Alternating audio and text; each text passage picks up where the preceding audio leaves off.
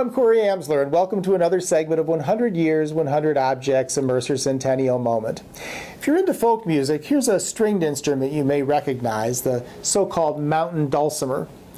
During the folk revival of the 1950s and 1960s, performers like Gene Ritchie and Richard Farina brought this instrument out of near obscurity in the Appalachian South and introduced it to modern urban audiences. But you may be less familiar, though, with the instrument from which the dulcimer evolved, the Pennsylvania German Zither, or Scheithold.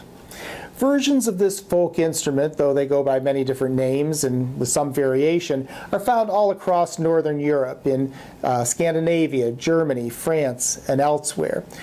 All share pretty much a common characteristic: strings that run the entire length of the instrument across a series of wire frets, and with the entire body of the instrument serving as the sound box or resonator.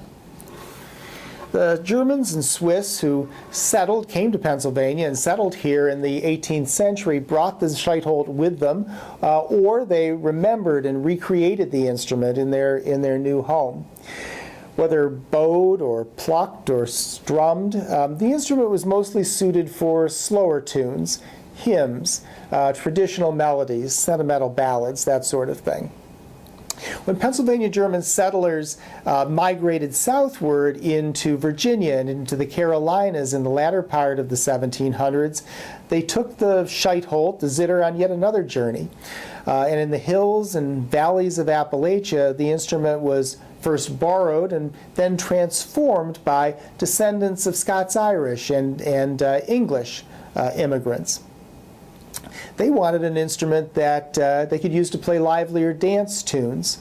And so they raised the fretboard, they created a hollow for strumming, and they also experimented with hourglass and pear-shaped bodies, and so the Zither became the Appalachian dulcimer.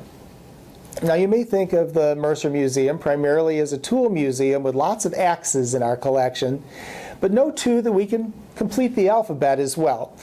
We have a whole room full of Zithers in the museum's collection. Thanks for tuning in to this Mercer Centennial Moment. I'm Corey Amsler.